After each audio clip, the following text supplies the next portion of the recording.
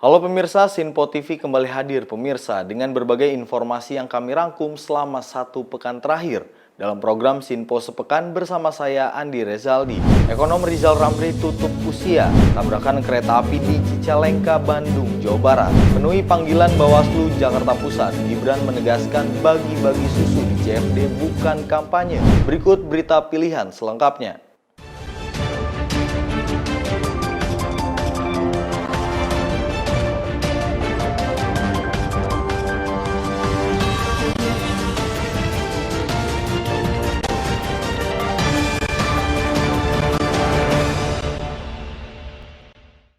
Presiden Joko Widodo menghabiskan malam pergantian tahun baru 2024 di Surakarta. Dalam kesempatan tersebut, Jokowi tampak melayani swafoto dari masyarakat yang antusias menyambut kehadirannya di pinggir jalan.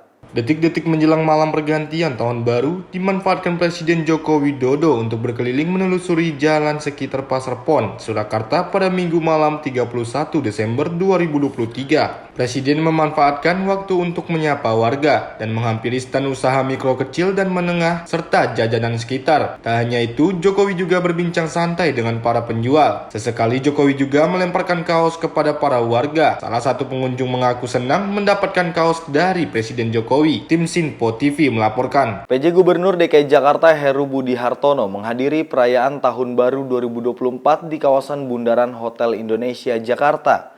Dalam kesempatan ini, Heru menyampaikan pesan kepada masyarakat untuk selalu menjaga persatuan dan kesatuan bangsa terlebih menjelang pemilu 2024. Pada pidato di acara Malam Muda-Mudi Jakarta Kota Global, PJ Gubernur DKI Jakarta Heru Budi Hartono mengucapkan selamat Tahun Baru 2024 kepada masyarakat DKI Jakarta yang hadir secara langsung di kawasan Bundaran Hotel Indonesia Minggu 31 Desember 2023. Heru meminta masyarakat untuk menjaga persatuan dan sinergitas menjelang kontestasi pemilu 2024. Lebih lanjut, Heru berharap tahun 2024 menjadi momentum yang dapat merekat kebersamaan, membawa kebahagiaan, kesuksesan, dan kemakmuran bagi seluruh warga DKI Jakarta. Jaga persatuan dan kesatuan bangsa, terutama menjelang pelaksanaan Pesta Demokrasi tahun 2024. Sekali lagi, selamat menikmati seluruh rangkaian acara Malam Muda-Mudi Jakarta Kota Global. Jadikan momen ini sebagai perekatan kebersamaan masyarakat Jakarta yang heterogen. Sekali lagi, selamat menyongsong Tahun Baru 2024 untuk seluruh masyarakat Jakarta, senantiasa Tahun Baru membawa kebahagiaan, kesuksesan, kemakmuran bagi kita semua, serta tekad penuh harapan demi mewujudkan sukses Jakarta untuk Indonesia. Pantun penutup, dan nanti setelah ini perkenan Pak Ketua DPRD, Pak Wakajati, Pak Wakapolda, Pak Kasda memberikan sambutan untuk masyarakat. Dari Jakarta, tim Sinpo TV melaporkan. Pergantian malam Tahun Baru 2024 sangat meriah di kawasan Bundaran Hotel Indonesia, Jakarta.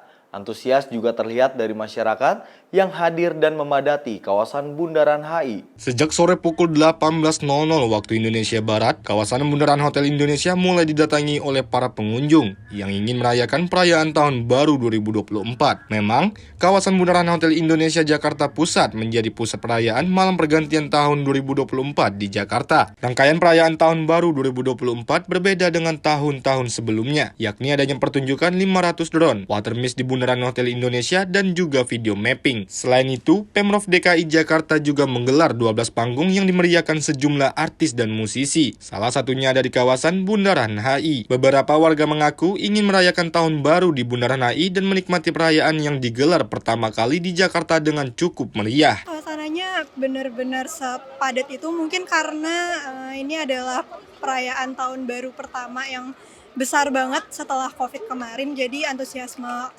masyarakat cukup tinggi. Harapannya untuk tahun ini, di tahun 2024, semoga bisa menjadi pribadi yang lebih baik dan apa yang diinginkan bisa tercapai.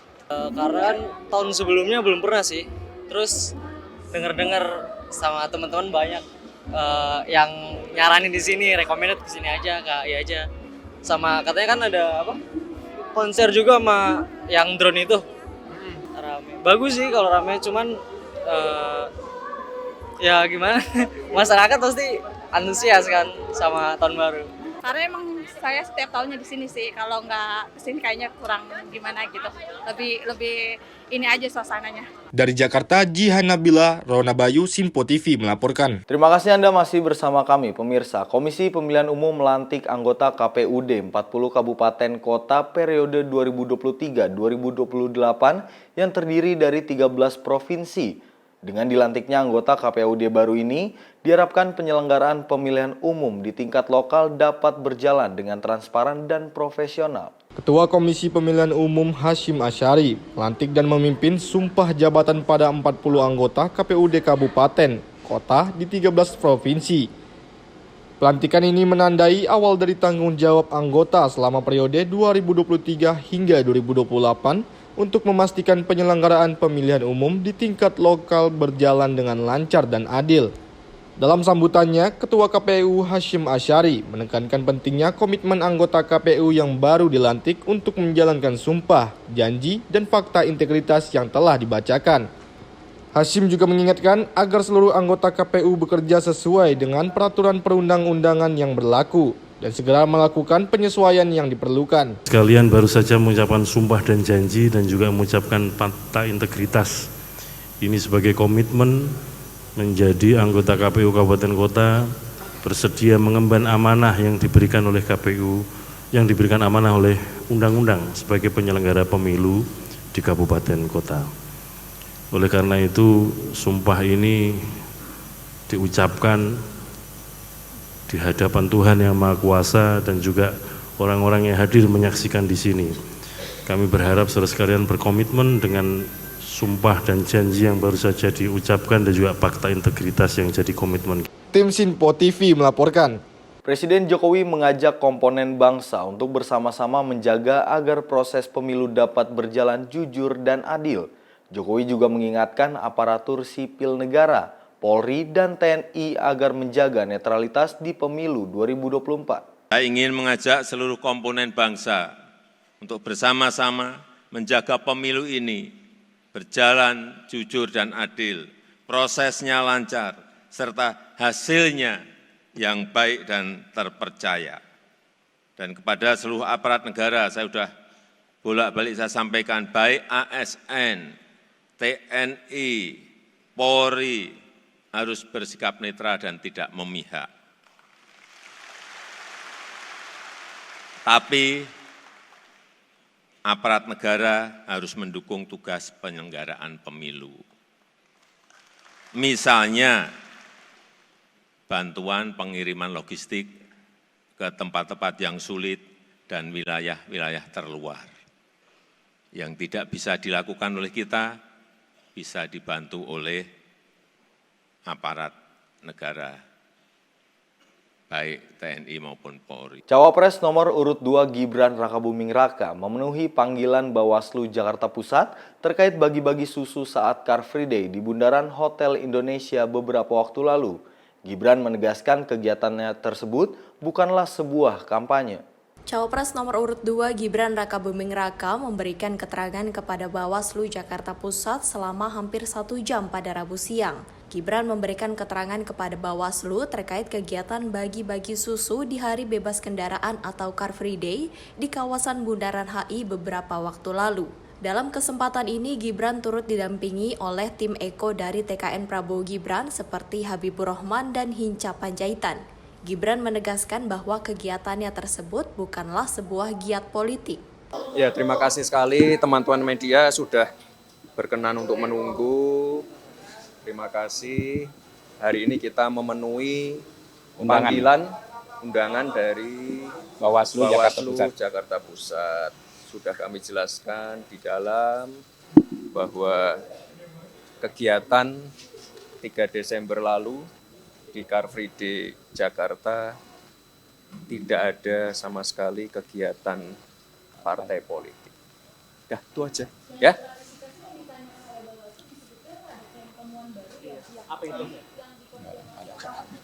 Nggak ada. Tidak ada sama sekali kegiatan politik, ya. Kan juga beberapa teman-teman saya ajak juga kemarin, ya.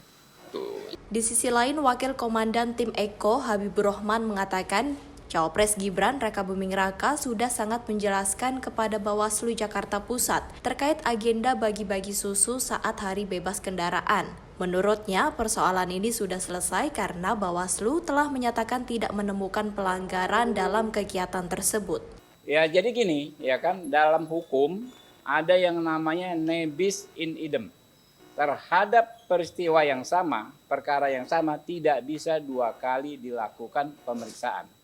Ya, jadi apa yang disampaikan teman-teman dari PAN, ada Mbak Zita, ada Pak Eko, itu kan dalam perkara yang disatukan dari nomor 1 dan 02, perkara 1 dan 2 laporan itu sudah disampaikan keterangan dan akhirnya Bawaslu RI membuat putusan, ya, perkara tersebut tidak ditindaklanjuti karena tidak memenuhi unsur-unsur pelanggaran tindak pidana pemilu, undang-undang pemilu.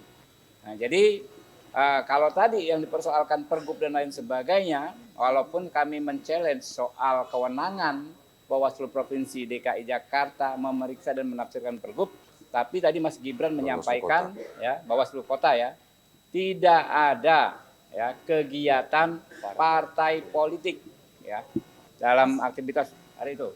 Dari Jakarta, Andi Rezaldi, Rona Bayu, Sinpo TV melaporkan. Tim kampanye nasional Prabowo Gibran melaporkan Ketua dan anggota Bawaslu Jakarta Pusat ke Dewan Kehormatan Penyelenggara Pemilu terkait pemanggilan Cawapres nomor urut 2 Gibran Rakabuming Raka soal bagi-bagi susu di hari bebas kendaraan di Jakarta. Laporan ini dibuat karena Bawaslu Jakarta Pusat dinilai tidak profesional atas pemanggilan tersebut. Tim kampanye nasional Prabowo Gibran melaporkan jajaran Bawaslu Jakarta Pusat ke Dewan Kehormatan Penyelenggara Pemilu. Hal tersebut disampaikan oleh Wakil Komandan Tim Eko TKN Prabowo Gibran Habibur Rahman usai mendampingi Cawapres nomor urut 2 Gibran Rakabuming Raka di kantor Bawaslu Jakarta Pusat pada Rabu siang. Bawaslu Jakarta Pusat dinilai tidak profesional terkait pemanggilan Gibran soal bagi-bagi susu di Car Free Day Jakarta. Dirinya mengatakan pihaknya telah membuktikan sebagai warga negara yang taat atas proses hukum yang ada. Kami di satu sisi kami memenuhi kewajiban kami sebagai warga negara yang baik, Mas Gibran hadir, tapi di sisi lain kami melihat ada tindakan-tindakan yang menurut kami menjadi ranah DKPP, ketidakprofesionalan, termasuk indikasi pelanggaran azas ne bis in idem tersebut. Sudah disampaikan teman-teman rekan kami tadi ke DKPP. Ya. Sudah. Dari Jakarta, Andi Rezaldi, Rona Bayu, Sinpo TV melaporkan. PT Kereta Api Indonesia menyampaikan hingga saat ini belum ada korban jiwa yang menimpa penumpang akibat kecelakaan kereta api yang terjadi di Cicalengka, Kabupaten Bandung, Jawa Barat. Kecelakaan antara KA Turangga relasi Surabaya dan komuter lain Bandung Raya terjadi di jalur petak stasiun Cicalengka, Haurpugur, Kabupaten Bandung, Jawa Barat pada pukul 06.53 waktu Indonesia Barat pada Jumat pagi 5 Januari 2024. EVP of Corporate Secretary KAI Raden Agus Dwinanto Budiaji merinci seluruh penumpang yang menjadi korban saat ini telah mendapatkan perawatan di beberapa rumah sakit terdekat di Kabupaten Bandung. Sementara itu, para penumpang yang selamat telah dievakuasi dan langsung dibawa ke stasiun terdekat untuk melanjutkan perjalanan menggunakan transportasi yang KAI sediakan. Lebih lanjut, KAI juga menyampaikan bela sungkawa atas meninggalnya 4 petugas KA yang menjadi korban dalam kecelakaan tersebut, yang terdiri dari masinis, asisten masinis, pramugara, dan security. Dari Jawa Barat, tim Sinpo TV melaporkan. Kepala Basarnas Bandung membentuk 2 tim di lapangan untuk mengevakuasi korban kecelakaan kereta api Turangga yang bertabrakan dengan kereta lokal Bandung Raya,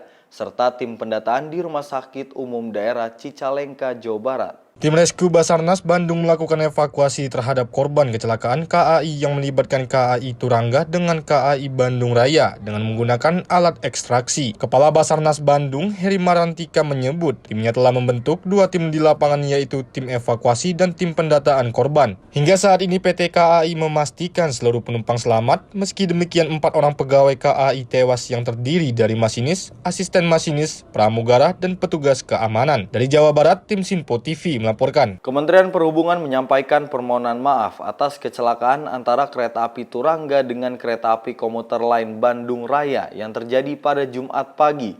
Juru bicara Kemenhub Adita Irawati mengatakan insiden kecelakaan tersebut menyebabkan terganggunya pelayanan kereta api terutama di Jawa Barat. Kementerian Perhubungan menyampaikan rasa prihatin dan duka cita yang mendalam atas terjadinya kecelakaan kereta api di Kecamatan Cipuya, Cicalengka, di Bandung pada lintas Cicalengka-Haur Pugur kilometer 181+700 pada tanggal 5 Januari 2024 pukul 6:03. Kami juga menyampaikan permohonan maaf atas terjadinya hal ini dan tentunya juga mengganggu layanan perkereta-apian khususnya di Jawa Barat. Dapat kami sampaikan bahwa insiden ini melibatkan kereta api Turangga dengan kereta api komuter lain Bandung Raya. Untuk menindaklanjuti hal tersebut, Kementerian Perhubungan melalui Direktorat Jenderal Perkeretaapian telah menurunkan tim evakuasi tentu bersama dengan stakeholders terkait untuk segera bisa melaksanakan evakuasi korban maupun evakuasi gerbong dan selanjutnya untuk dapat mengembalikan layanan seperti semula. Informasi lebih lanjut akan kami sampaikan sesegera mungkin dan dalam kesempatan ini kami juga mohon doa dan dukungan seluruh masyarakat agar evakuasi dapat segera dituntaskan dan kami dapat segera memberikan penjelasan lebih lanjut yang lebih menyeluruh lagi kepada masyarakat. Wakil Presiden Ma'ruf Amin meminta agar PT Kereta Api Indonesia segera mengidentifikasi letak permasalahan yang menyebabkan terjadinya kecelakaan kereta api di Cicalengka, Jawa Barat. Terjadinya kecelakaan maut antara kereta api Turangga dan kereta api lokal Bandung Raya di Cicalengka, Jawa Barat pada Jumat pagi telah menyebabkan 4 orang petugas kereta api meninggal dunia. Menyoroti hal itu, Wakil Presiden Republik Indonesia Ma'ruf Amin meminta kepada PT KAI untuk segera menyelidiki letak permasalahan yang terjadi. Wapres menilai kecelakaan kereta api ini merupakan hal yang fatal, terlebih kejadian tersebut diketahui telah merenggut 4 korban jiwa. Oleh karenanya, Ma'ruf Amin menegaskan bahwa PT KAI harus memetakan letak kesalahan yang terjadi agar ke depan tidak terjadi lagi kecelakaan yang tidak diinginkan. Jadi hal-hal kecelakaan itu memang istilahnya itu sesuatu kejadian yang ya tentu tidak diinginkan, orang tidak mungkin.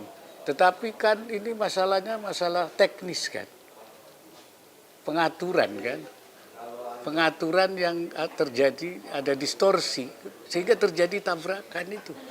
Itu yang saya kira nggak boleh terjadi, itu betul-betul menurut saya fatal. Karena itu harus ke depan harus betul-betul ya lebih teliti lah. Ini nyawa manusia dan kemudian juga tentu kerugian lainnya. Kalau di jalan itu kan nggak ada batas kan. Kalau kereta api ini kan ada relnya. Jadi relnya itu pengaturannya kan berarti kan ada sesuatu yang tidak sinkron pengaturan sehingga terjadi tabrakan. Mungkin itu perlu dikoreksi itu, di mana letaknya.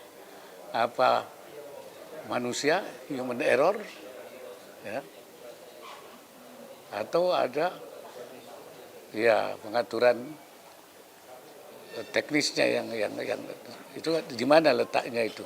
Tim Sinpo TV melaporkan. Kabar duka datang dari mantan Menko Marves Rizal Ramli yang meninggal dunia di usianya yang ke-69 tahun pada Selasa 2 Januari 2024. Rizal Ramli menghembuskan nafas terakhirnya sekitar pukul 19.30 waktu Indonesia Barat di Rumah Sakit Cipto Mangunkusumo, Jakarta. Kabar duka datang dari mantan Menko Kemaritiman Rizal Ramli yang menghembuskan nafas terakhirnya di usia yang ke-69 tahun pada Selasa pukul 19.30 waktu Indonesia Barat di Rumah Sakit Cipto Mangunkusumo, Jakarta. Rizal Ramli dikabarkan meninggal karena sakit kanker pankreas yang baru diketahui belakangan ini. Kabar meninggalnya Rizal Ramli ini diungkapkan oleh stafnya yakni Triwibowo Santoso. Rizal merupakan mantan Menko Ekonomi Republik Indonesia pada era Presiden Abdurrahman Wahid atau Gus Dur, dan di era Presiden Jokowi dirinya juga menjabat sebagai Menko Kemaritiman periode 2015 hingga 2016. Rizal Ramli lahir di Padang, Sumatera Barat pada 10 Desember 1954. Rizal Ramli dikenal sebagai seorang mantan tokoh pergerakan mahasiswa, ahli ekonomi, dan juga politisi Indonesia. Selain itu, ia juga dijuluki sebagai pakar ekonomi dan politikus Indonesia. Beliau tadi meninggal pukul 19.30 di RSCM dan beliau sudah dirawat selama kurang lebih 1 bulan di RSCM. Terkait pertanyaan teman-teman soal sakit dan apa itu, memang beliau pernah sakit, operasi. Nah, karena memang yang sakit ini dokter ekonomi, yang juga orang pergerakan, beliau tidak terlalu peduli ya. Dia setia pada visi dan ideologi sehingga sakitnya itu tidak terlalu peduli. Akhirnya 1 bulan yang lalu beliau memutuskan untuk dirawat sekaligus istirahat dan di situ berkesempatan untuk dekat dengan keluarga. Itu intinya. Jadi selama 1 bulan ini memang kalau teman-teman bertanya kemana Bang Rizal dan apa itu, betul beliau dirawat dan itu kesempatan untuk dekat dengan keluarga. Demikian. Dari Jakarta, Sinpo TV melaporkan. Jenazah ekonom Rizal Ramli dimakamkan di TPU Jeruk Purut, Jakarta Selatan. Rizal Ramli dimakamkan dengan 1 liang lahat bersama almarhumah sang istri. Mantan Menteri Koordinator Kemaritiman Rizal Ramli meninggal dunia di usianya yang ke-69 tahun pada Selasa 2 Januari 2024. Rizal Ramli diketahui mengidap kanker pankreas yang sebelumnya menghembuskan nafas terakhirnya pada pukul 19.30 waktu Indonesia Barat di Rumah Sakit Cipto Mangunkusumo, Jakarta.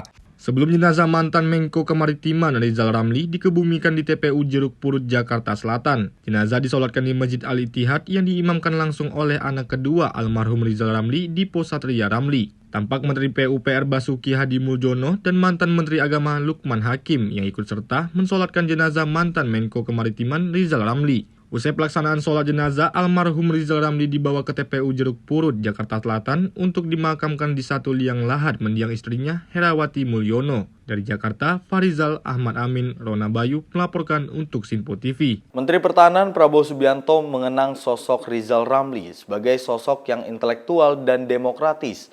Ia mengatakan dirinya dan Rizal saling menghormati pilihan idealisme walaupun pisah jalan. Menteri Pertahanan Prabowo Subianto menyambangi rumah duka mantan Menteri Keuangan Rizal Ramli. Prabowo mengaku mengenal sosok Rizal Ramli sebagai sahabat yang mempunyai banyak pemikiran. Ia menyebut Rizal Ramli adalah salah satu orang yang memiliki intelektual hingga seorang aktivis. Walaupun memiliki cara pandang yang berbeda dalam sikap politik, namun keduanya tetap bersahabat dan menekankan kerukunan dan persatuan. Capres Koalisi Indonesia Maju ini juga mengakui bahwa banyak pemikiran hebat yang dilahirkan dari idealisme Rizal Ramli. Hingga saat ini Prabowo masih mengingat pesan Rizal Ramli untuk bersabar dalam memilih jalan politik. Ya, Pak Rizal Ramli memang sahabat saya. Beliau seorang intelektual, seorang teknokrat, seorang aktivis yang idealis, ya. Banyak pemikiran beliau yang baik. Kita tetap bersahabat, kita hargai, kita saling menghormati. Saya kira itu beliau mungkin dari segi idealisme beliau, ya. Jadi saya memilih jalan rekonsiliasi, saya memilih jalan kerukunan, mencari titik-titik pertemuan daripada titik-titik perpisahan. Itu jalan saya. Dari Jakarta, Sinpo TV melaporkan. Demikian berita pilihan selama sepekan kali ini. Dan jangan lupa tetap saksikan juga informasi dan berbagai update berita tanah air dalam program Sinpo Pagi dan Sinpo Malam hanya di Sinpo TV setiap pukul 9 pagi dan 9 malam waktu Indonesia Barat. Saya Andi Rezaldi dan kru yang bertugas pamit undur diri. Selamat berakhir pekan dan sampai jumpa.